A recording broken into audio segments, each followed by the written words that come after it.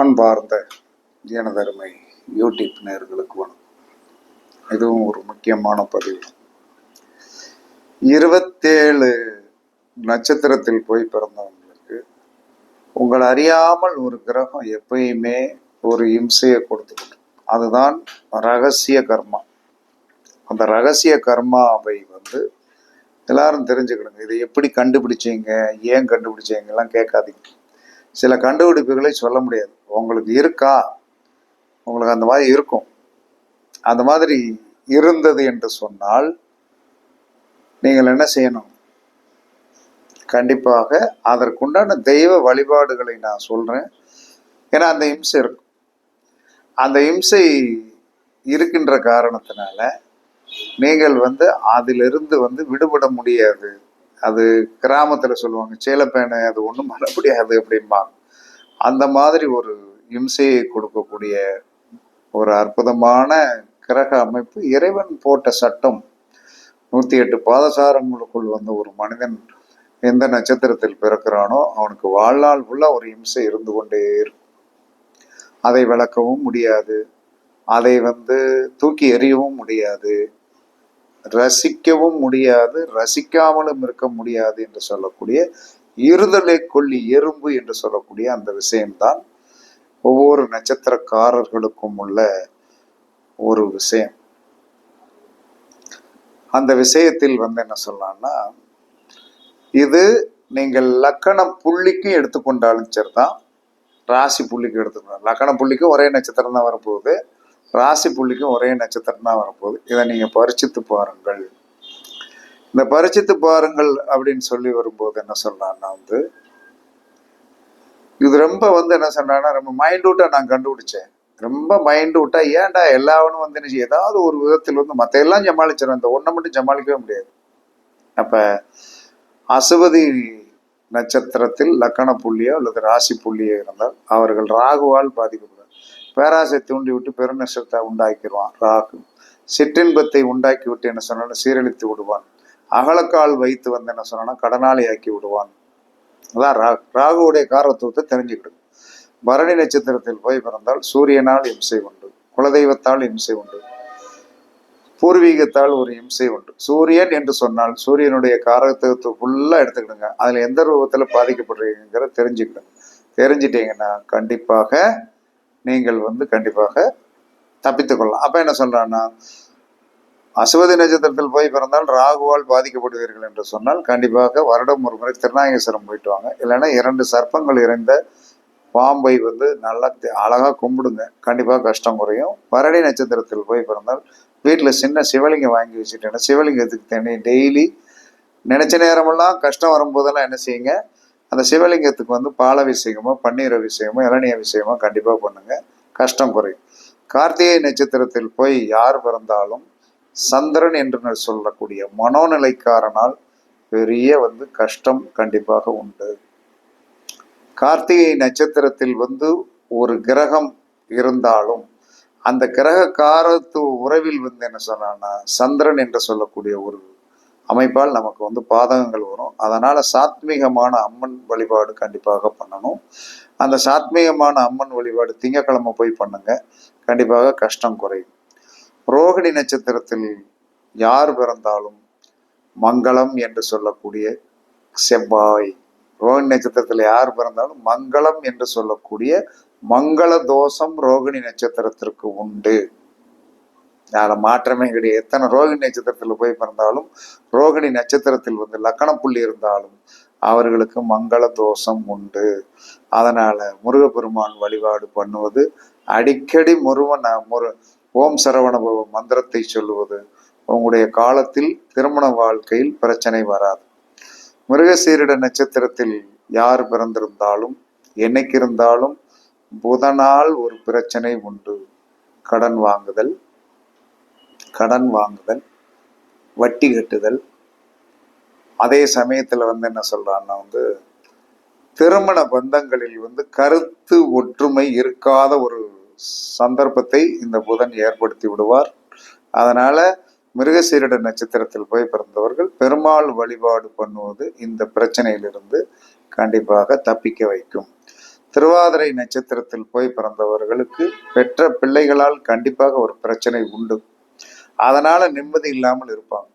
அதனால குரு என்று சொல்லக்கூடிய தட்சிணாமூர்த்திக்கு மஞ்சள் வஸ்திரம் சாத்தி வழிபடுவது கண்டிப்பாக நன்மையை செய்யும். அதற்கடுத்து சித்தர் வழிபாடு செய்தீர்கள் என்று சொன்னாலும் உங்க குழந்தைகளால் ஏற்படக்கூடிய இன்னல்கள் வராது. இதெல்லாம் 100% உண்மை. புனர்பூச நட்சத்திரத்தில் யார் பிறந்தாலும் அவர்களுக்கு சுக்கிரன் என்று சொல்லக்கூடிய மனைவியால் பிரச்சனை உண்டு.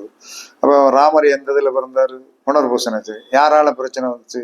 சீதையால் தான் பிரச்சனை வந்துச்சு. அங்கே ஒரு பெண்ணால் தான் பிரச்சனை வந்துச்சு. அதனால புனர்பூச நட்சத்திரத்தில் போய் பிறந்தவர்கள் ரங்கநாதர் தரிசனம் பண்ணி வருவது கண்டிப்பாக சாலச் சிறந்தது. பூச நட்சத்திரத்தில் போய் பிறந்தவர்கள் எப்பயுமே சனியால் ஒரு பிரச்சனை கண்டிப்பாக உண்டு. பூச நட்சத்திரத்தில் போய் பிறந்தவர்களுக்கு சனியால் ஒரு பிரச்சனை உண்டு. என்னடா சனிக்கே சனி பிரச்சனையா? கண்டிப்பாக சனிக்கு சனி பிரச்சனை உண்டு. அப்ப காவல் தெய்வங்கள், எல்லை காவல் தெய்வங்களை வழிபாடு பண்ணுவதும் காலபைரவர் வழிபாடு பண்ணுவதும் அந்த தோஷத்தை போக்கும். ஆயில்ய நட்சத்திரத்தில் யார் பிறந்தாலும் ராகுவால் ஒரு தொந்தரவு கண்டிப்பாக உண்டு. ஆயில்ய நட்சத்திரத்தில் போய் பிறந்தால் ராகுவால் ஒரு தொந்தரவு உண்டு.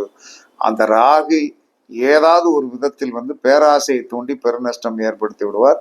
அதனால 2 சர்ப்பங்கள் இணைந்த பாம்புகளை கும்பிடுவது நன்மை.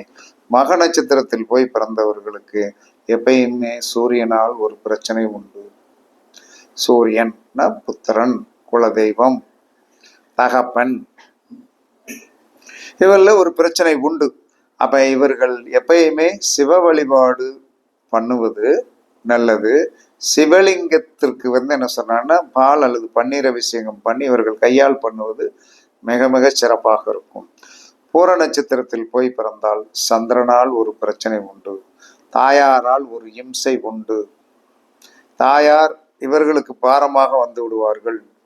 சந்திரன் மனோநிலை இவர்களுக்கு பாதிக்கப்படும். அதனால் அம்மன் வழிபாடு பண்ணுங்கள். உத்திர நட்சத்திரத்தில் போய் யார் பிறந்திருந்தாலும் செவ்வாய் பகவானால் ஒரு பிரச்சனை உண்டு. செவ்வாய்னா மங்களம், கல்யாணம், திருமணம், மண், பூமி, மனை, இத்தனை செவ்வாயுடைய காரகத்துவத்தால் ஏதாவது ஒரு பிரச்சனை கண்டிப்பாக இருக்கும். இதனால் முருகப்பெருமான் வழிபாடு பண்ணுவது நல்லது. அஸ்த நட்சத்திரத்தில் யார் பிறந்திருந்தாலும் புதனால் ஒரு பிரச்சனை உண்டு. அஸ்த நட்சத்திரத்தில் யார் பிறந்திருந்தாலும் புதன் என்று சொல்லக்கூடிய காரத்துவமுடைய நட்பு, காதல், அது சார்ந்த கோர்ட்டு கேஸு எக்ஸட்ராவில் ஒரு பிரச்சனை இருக்கும். அதனால் பெருமாள் வழிபாடு பண்ணுவது நல்லது.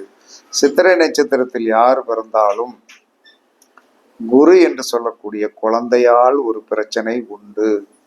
இதனால் வியாழக்கிழமை தட்சிணாமூர்த்திக்கு மஞ்சள் வஸ்திரம் சாற்றுவது, மஞ்சள் பூ மாலைகள் போடுவது நல்லது. சித்தர்கள் வழிபாடு பண்ணுவது நல்லது. சுவாதி நட்சத்திரத்தில் யார் பிறந்திருந்தாலும் சுக்கிரனால் ஒரு பிரச்சனை உண்டு. சுக்கிரன் என்று சொன்னால் சிறுவனம், கல்யாணம், மனைவி, சுக்கிரனுடைய காரத்துவம் எடுத்துக்கிடுங்க. வண்டி வாகனத்தில் ஒரு பிரச்சனைகள் உண்டு. இதனால் ரங்கநாதர் தரிசனம் பண்ணுங்க.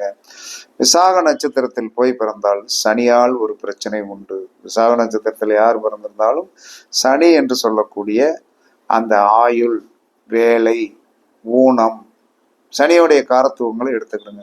அதுல ஒரு பிரச்சனை உண்டு. இதனால் என்ன சொன்னா காவல் தெய்வங்களை வழிபாடு பண்ணுவது நல்லது.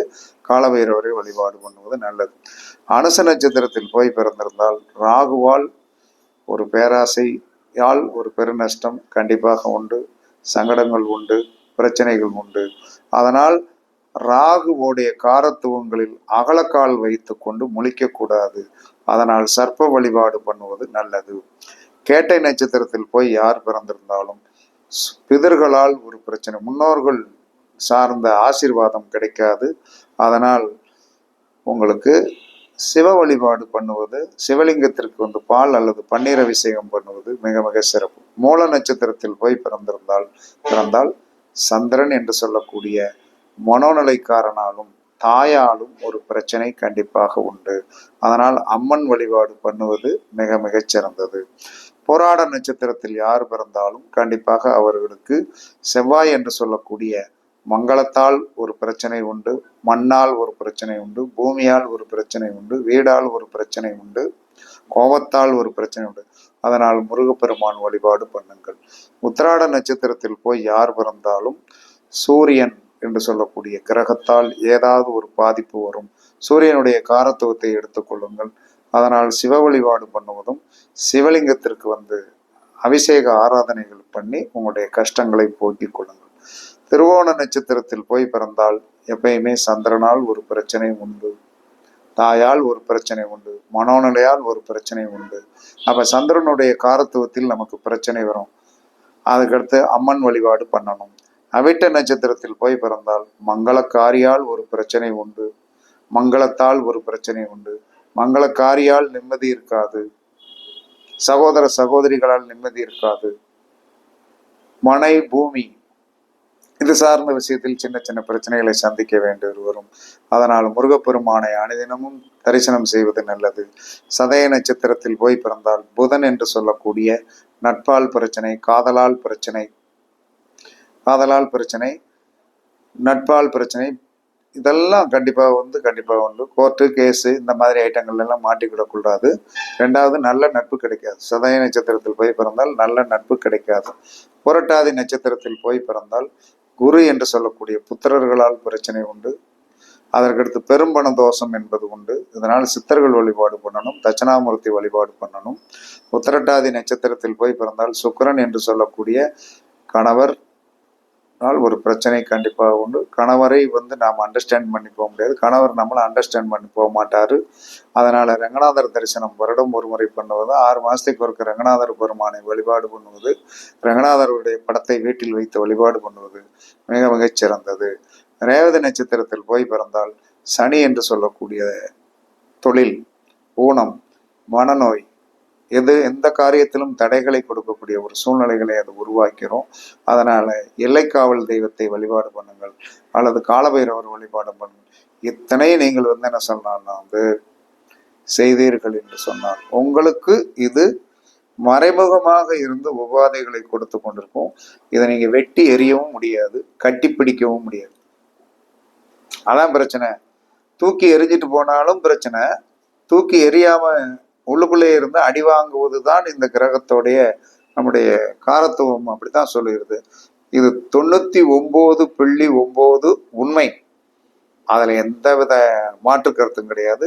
இது உங்களுடைய லக்கண புள்ளியாக இந்த நட்சத்திரங்கள் வந்தாலும், ராசி புள்ளியாக வந்தாலும், இந்த உபாதைகளில் நீங்கள் இருப்பீர்கள். இதற்கு தீர்வு அந்த கிரகங்களுக்கு உண்டான தெய்வங்களை வழிபாடு பண்ணி நீங்கள் வாழ்வது தான் சாலச் சிறந்தது. இது நல்லா பரிசித்து பாருங்கள், கண்டிப்பாக இருக்கும் என்று கூறி உங்களிடமிருந்து விடைபெறுவது சிப்பிப்பாறை ஜோதிடரசு ஆதிராகவன் ஜெயபாலாஜி. சுகமே சொல்க, சுகமே சொல்க. வாழ்க வளமுடன், வாழ்க வளமுடன். வணக்கம், வணக்கம், வணக்கம்.